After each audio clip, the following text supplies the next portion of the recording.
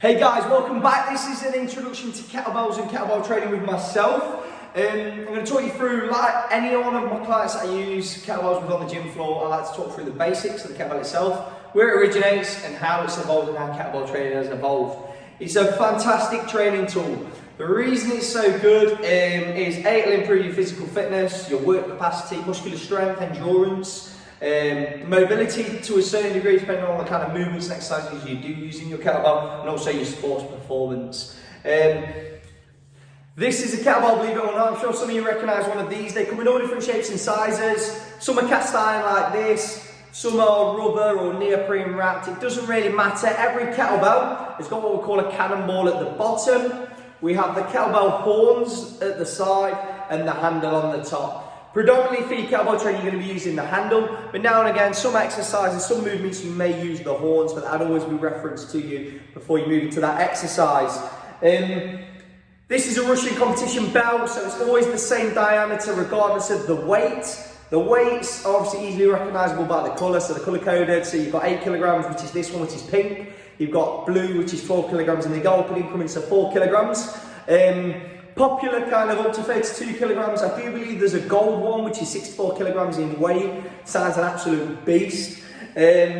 When you're using your kettlebell, what's important, and the way I was taught you using your kettlebell, is back to basics, it's old school. Chalk it up and get going. You're not here to be kind of doing all the singing, dancing, twisting, flipping, tapping, double tapping, clapping with your kettlebell. You pick it up and you train with it, and that's how I want to teach you guys, so you guys know how to train with a kettlebell, and you're looking cool, you're not looking like a numpty. Kettlebell training originates in Russia, initially used to train their armed forces, their military, and then it kind of spread to start training the police forces, become very popular in Russia. Great training tools, you can imagine a short space, one kettlebell, physical fitness, strength, endurance, all the things you can be working on. From there, it's kind of spread across the world, very popular in gyms now, but also as a home-use piece of fitness equipment. Important things to consider before you start doing kettlebell training. Now for me, if a client's pregnant, we're not using the kettlebell, so I'd say the same to you guys. But if you've got lower back pain, joint dysfunctions or muscular imbalances, it's about choosing the appropriate kettlebell exercise to work for your body structure, and you want it to be more of a corrective exercise as opposed to create further injury or problems for you later down the line. For example, if you've got a really tight back, you sit down a lot, do you want to consistently be swinging a heavy kettlebell with poor form? Because that back's only going to get tighter and worse. So whereas we could be doing different movements which could actually help fix the issue. But that's kind of programming for you, which is something we're going to look at differently. Generic programs that you probably see online in magazines or whatever, following a generic program can be okay if you've got no injuries, aches and pains and stuff, and you're pretty much good to go. It'll probably have a purpose of improving your fitness. On here, 2 exercises I want to teach us through is the kettlebell swing, is this foundation exercise, and a kettlebell clean. When we look at kettlebell training, we often associate this with the posterior chain. So without getting down into too many kind of Latin words, just focus on the posterior chain, being your lower back, glutes and hamstrings, and it's these 3 muscles often working in unison and together, which is very beneficial to us. If you look at kind of sports performance, any muscle you can't see in the mirror being a performance-based muscle, a lot of that swing work, our pulling work and our clean work comes from using and generating force from our posterior chain. First exercise I'm going to teach for us is going to be the traditional kind of kettlebell swing. So, to begin with, feet shoulder width apart, feet rooted to the ground, so heels down, slightly soft at the knees, so slight bend in the knees, but we're more dominant at hinging through the hips. When we're kettlebell training, think about strength and speed, so we're looking at power, so generating force, so it's kind of loading up and firing the pin. So from here, holding the hand up, drawing it up towards the buttocks, firing up to head high. The kettlebell will naturally come down at its own pace. Think heels stay rooted, driving through, squeezing the glutes as tight as we can at the top, and letting that come back down. So you can focus on when the kettlebell comes down, load, fire back up. So we're often referenced as kind of a hip snap. So hinging here, fire up, let the kettlebell come down. Obviously stay nice and neutral through the back and bracing the core as tight as we can.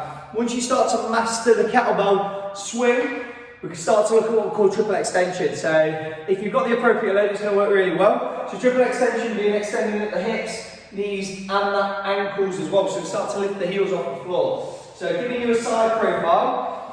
Feet, shoulder width apart, nice and relaxed in the shoulders, core braced, slightly bent at the knees but more hinged at the hips. Swinging through, bringing it up. So you start to come up onto the balls of your feet as you drive through.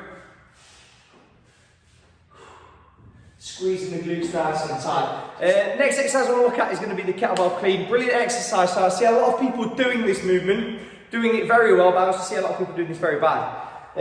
I'm not a big fan of those people kind of using forearm protectors or anything like that. I would recommend taking jewellery and watches off. The exercise itself should look and feel good. So I'm going to demonstrate it and then I'll come back to talking us through it. So with the kettlebell, it's a single arm exercise, so kind of a little pop from the hips, so thumb under first, pop it up, and then we're rolling it onto the back of the forearm.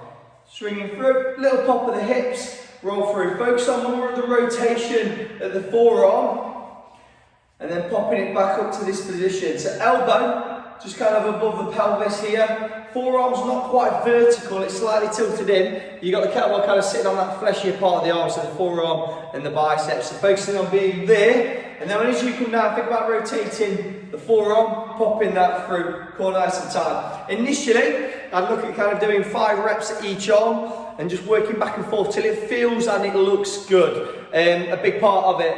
But on here, things to avoid with the kettlebell clean is letting the kettlebell kind of come over the top. So some people will kind of, I don't like demonstrating this, but coming over, and you see the kind of kettlebell lands on the top, and that's when you start to get the bruising and people are trying to upsell you that kind of forearm protector.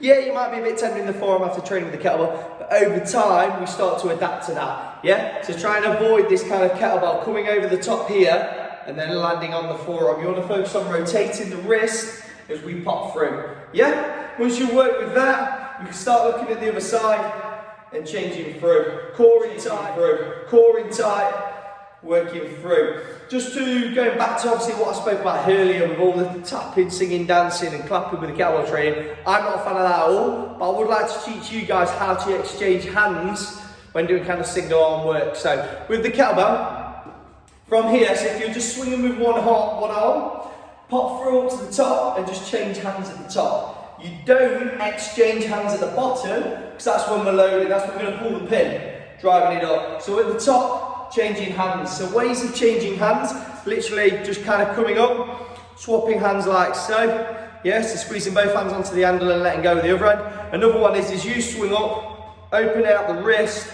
grab with the other hand, swing back down. So you can kind of open up, grab, back down, or just squeezing both hands onto the handle at the top. So that kind of being an introduction to kettlebell training. I'm going to start, preparing some programs for you guys which are kind of basic, but then also some more advanced stuff which is kind of a bit more functional, so dynamic, but also triplanar, so moving the body in different directions. I'm a massive fan of kettlebell training. It's a fantastic training tool. I like to take it places that you may not have seen before, but also stuff you may have done before. So if you're something that you're interested in, subscribe to our channel, like this video, share it with some friends and family, and then let's get ourselves doing some more kettlebell training, guys. Thank you for watching.